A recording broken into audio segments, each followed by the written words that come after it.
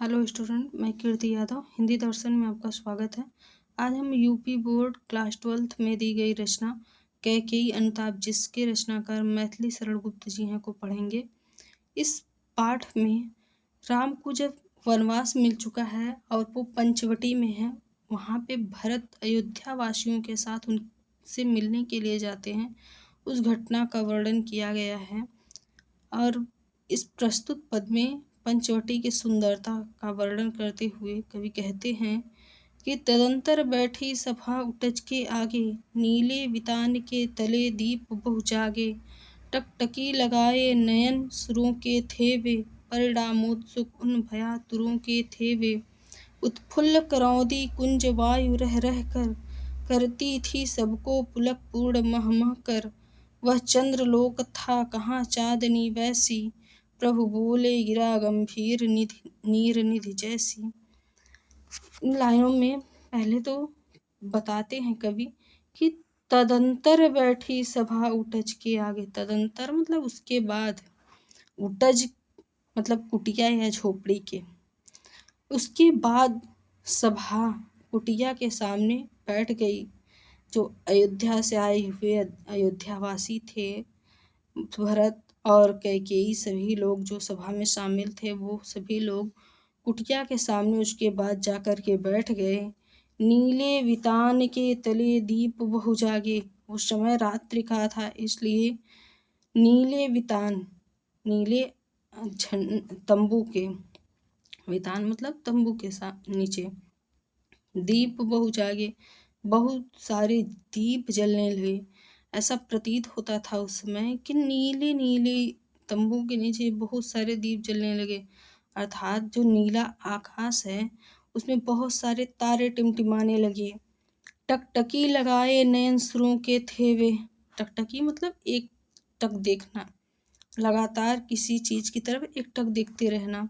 सुर मतलब देवता, देवताओं के नेत्र एक टक उस सभा की ओर टिके हुए थे, उस सभा पे की तरफ देख रहे थे। परिणामोत्सुक उन भयातुरों के थे वे। भयातुर मतलब भय से व्याकुल, परिणामोत्सुक परिणाम को जानने के लिए, और वो सभी भय से व्याकुल होकर के परिणाम को जानने के लिए अत्यंत उत्सुक थे कि राम, लक्ष्मण और सीता से सभा की क्या बातचीत होती है, उसको जानने के लिए सभी बहुत उत्सुक थे कि राम निर्णय क्या लेंगे। उत्फुल्ल करौंदी कुंज वायु रह रह कर। उत्फुल्ल प्रसन्नता वाली करौंदी कुंज, करौंदे का बगीचा या वाटिका, वायु रह रह कर, उसके अंदर जो वायु चल रही थी वो धीरे धीरे रुक रुक करके, करती थी सबको पुलक पूर्ण मह मह कर, पुलक पूर्ण आनंदित, मह मह करके महक महक करके।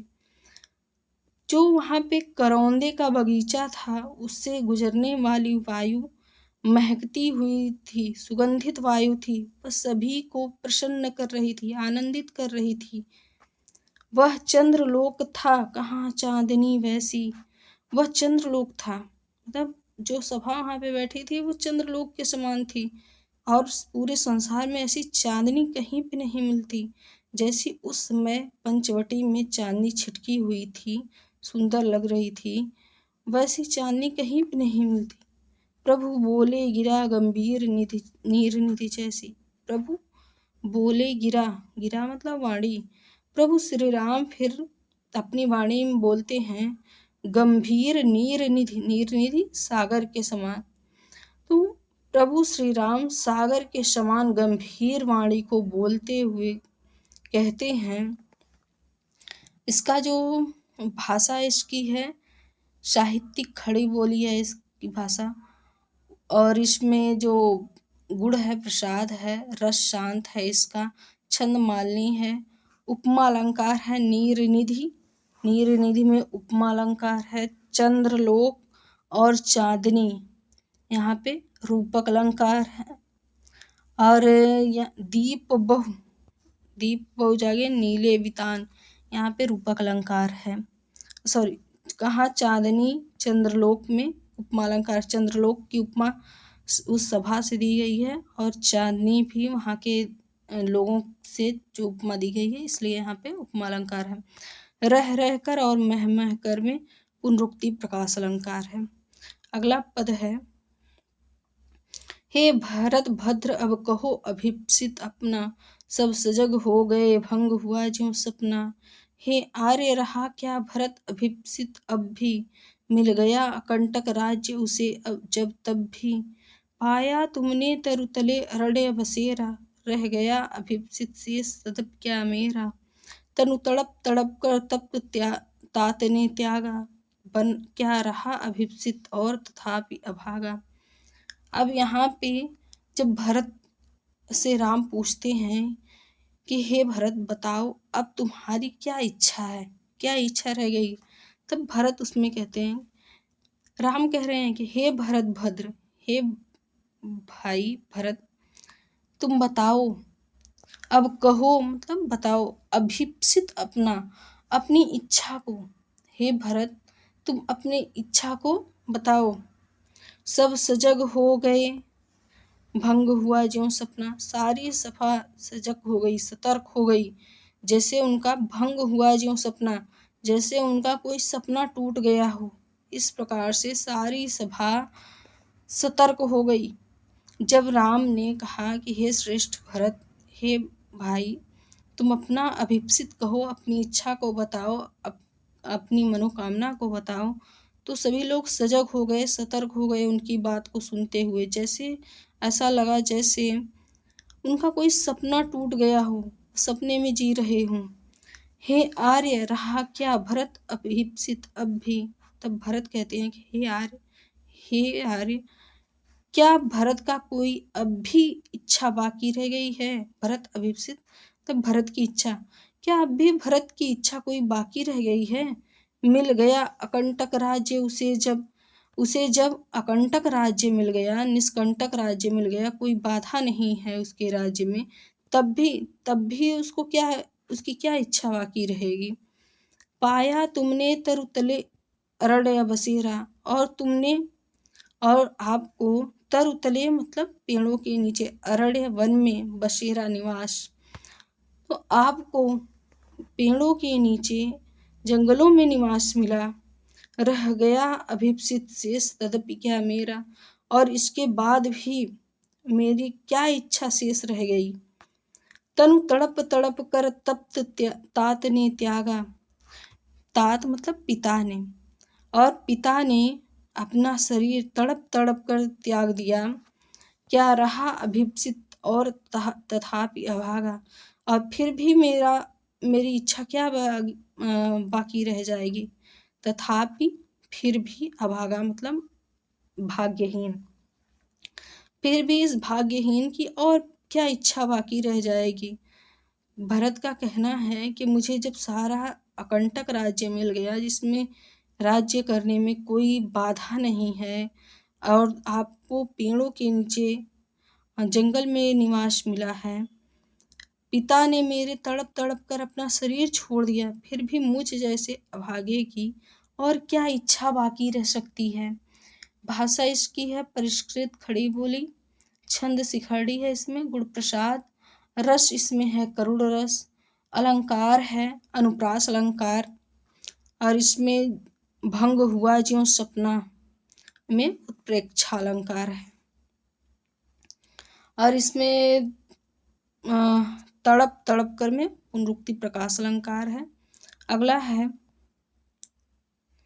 हाँ इसी अयस के हेतु जनन था मेरा, निज जननी ही के हाथ हनन था मेरा। अब कौन अभिप्सित और आर्य वह किसका, संसार नष्ट है भ्रष्ट हुआ घर जिसका। मुझसे मैंने ही आज स्वयं मुँह फेरा, हे आर्य बता दो तुम ही अभिप्सित मेरा। प्रभु ने भाई को पकड़ हृदय पर खींचा, रोदन जल से सविनोद उन्हें फिर सींचा। उसके आशय की थाह मिलेगी किसको, जनकर जननी ही जान न पाई जिसको।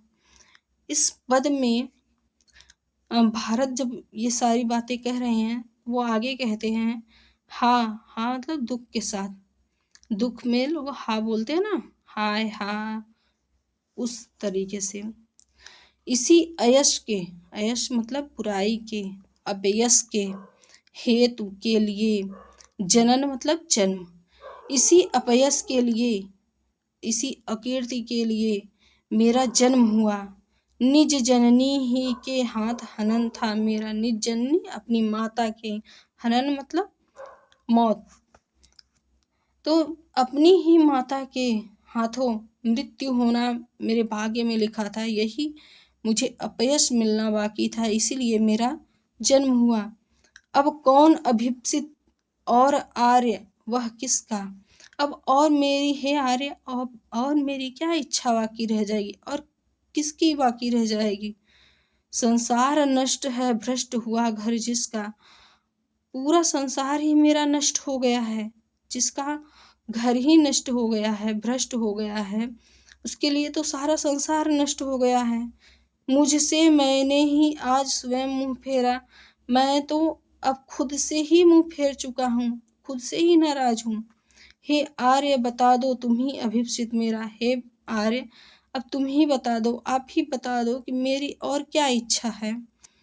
प्रभु ने भाई को पकड़ हृदय पर खींचा, प्रभु श्री राम ने अपने भाई भरत को पकड़ करके अपने हृदय पे खींचा, अर्थात अपने गले से लगा लिया। राम ने भरत को अपने हृदय पे खींचते हुए उसको गले से लगा लिया।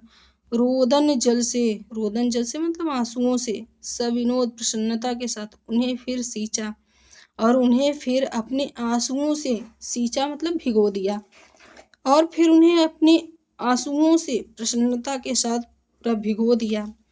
उसके आशय की थाह मिलेगी किसको, था मतलब अंदाजा, उसके आशय की, उसके तात्पर्य की, उसके यथार्थ बातों की थाह, अंदाजा किसको मिलेगा। अब राम कहते हैं कि उसके आशय की क्या किसी को अंदाज मिलेगा, किसी को अंदाजा क्या लगेगा। जनकर जननी ही जान न पाई जिसको, जनकर मतलब पैदा करके, जन्म देकर ही, जननी मतलब माता, जिसकी माता ही उत्पन्न करके उसे जन्म दे करके उसके मन को नहीं जान पाई, उसके मन की गहराई का अंदाजा और किसको हो सकता है। अर्थात जिसकी माता ही जिसके मन को नहीं जान पाई, उसके मन का अन्य संसार क्या अंदाजा लगा पाएगा। ये राम भरत से कहते हैं। भाषा इसकी भी वही है, खड़ी बोली है, परिष्कृत खड़ी बोली, और गुण इसमें प्रसाद है, रस इसका करुण है, और छंद मंदाक्रांता है, अनुप्रास अलंकार है, और उपमा अलंकार है इसमें। अगला है, यह सच है तो अब लौट चलो तुम घर को, चौके सब सुनकर अटल कहे ईश्वर को।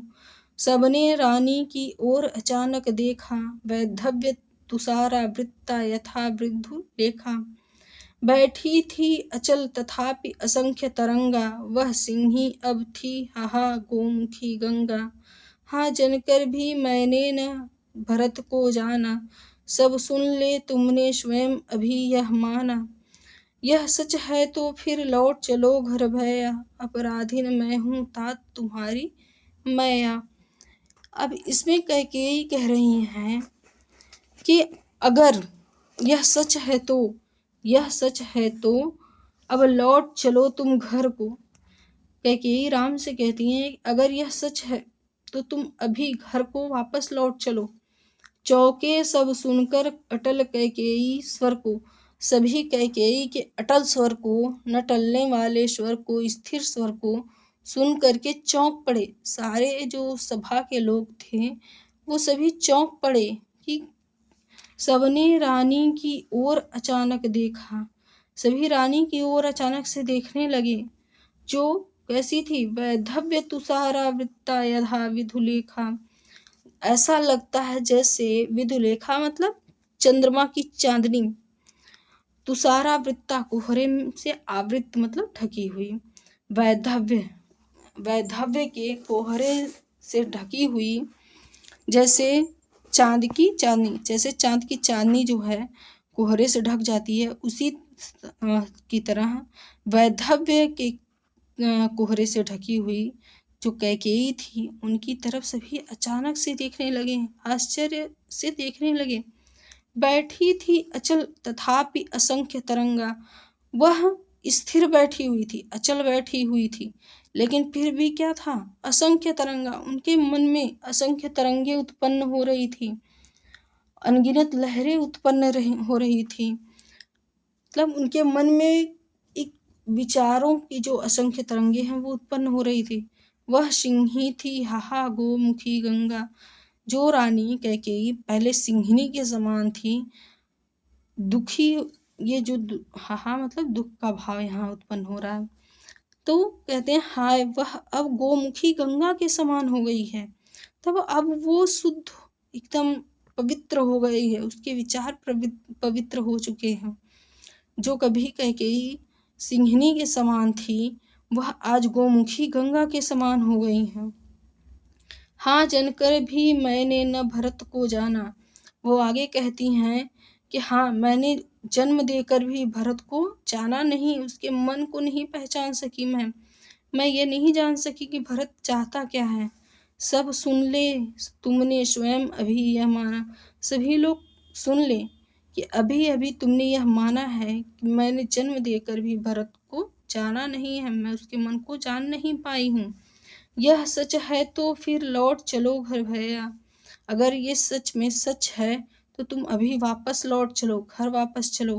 अपराधीन हूँ तात तुम्हारी मैं या। हे पुत्र, मैं अपराधीन हूँ, मैं तुम्हारी अपराधी हूँ। भरत नहीं है तुम्हारा अपराधी, तुम्हारी माँ अपराधी है तुम्हारी। ये कैकेयी राम से कहती हैं। भाषा इसकी परिष्कृत खड़ी बोली है। इसमें जो गुण है प्रसाद है, रस शांत और करुण है।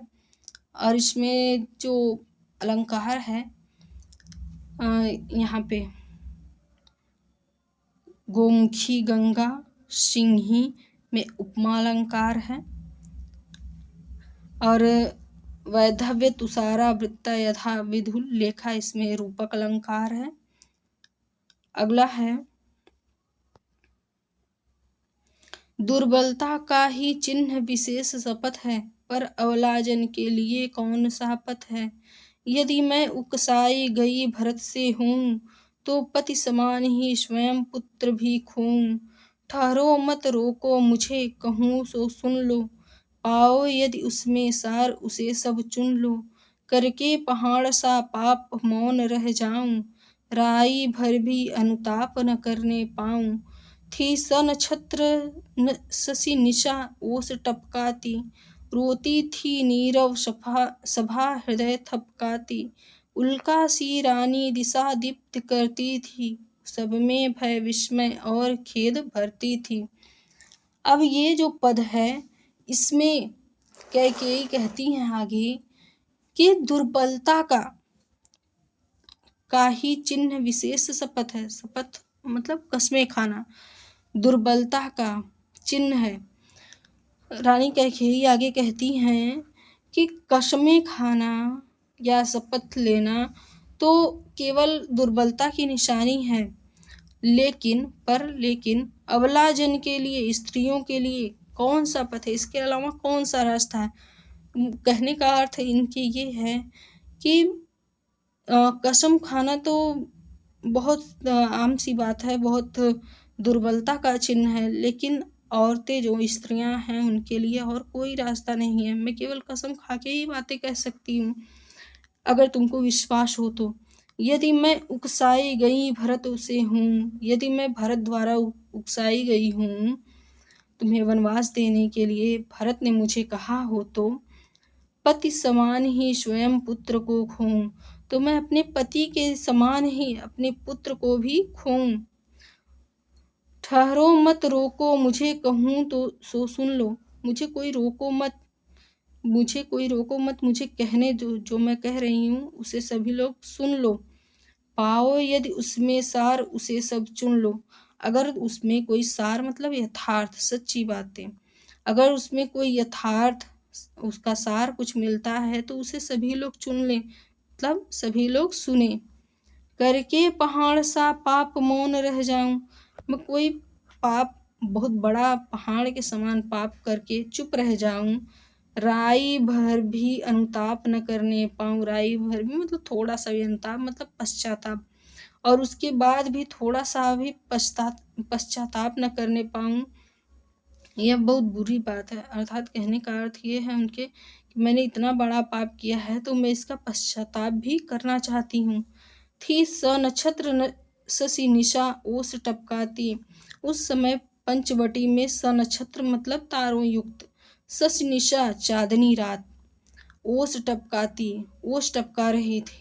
कहने का अर्थ ये है कि उस समय जो चांदनी युक्त तारों वाली रात थी उसमें ओस टपक रही थी, अर्थात वो भी रो रही थी। रोती थी नीरव सभा हृदय थपकाती। नीरव मतलब शांत, और सारी शांत सभा अपने हृदय पर थपथपाती हुई रो रही थी। उल्का सी रानी दिशा दीप्त करती थी। उल्का के समान रानी कैकेयी सभी दिशाओं को दीप्त मतलब प्रकाशित, सारी दिशाओं को प्रकाशित करती थी, और सभी लोगों में, सभी सभा में भय विस्मय और खेद भरती थी। विस्मय मतलब आश्चर्य, खेद मतलब दुख। सभी लोगों में, सभी सभा के लोगों में वह डर, आश्चर्य और दुख भर रही थी। उनको देख करके किसी में भय, किसी में आश्चर्य और किसी में दुख भर रहा था। दुख के भाव उत्पन्न हो रहे थे सारी सभा में। सभी लोग अपने अपने हिसाब से सोच रहे थे उस समय। इसलिए कवि ने कहा है कि उस समय रानी को देख करके सभी लोगों में भय, आश्चर्य और दुख उत्पन्न हो रहा था। भाषा इसकी परिष्कृत खड़ी बोली है। छंद, सॉरी मैंने पहले वाले पद में नहीं बताया था, छंद दोनों में मंदा क्रांता है। गुण प्रसाद है, रस इसमें है करुण रस, और अनुप्रास अलंकार है इसमें, और उल्कासी इसमें उपमा अलंकार है। स नक्षत्र निशा ओस टपकाती, पहाड़ सा पाप में उपमा अलंकार है, और बाकी पूरा अनुप्रास अलंकार है इसमें। आज हम इसका आधा ही पढ़ेंगे, 5 ही पद पढ़ेंगे, बाकी के 6 पद हम अगले वीडियो में पढ़ेंगे। आपको वीडियो पसंद आया हो तो लाइक, शेयर और सब्सक्राइब जरूर करके जाएं। नमस्कार।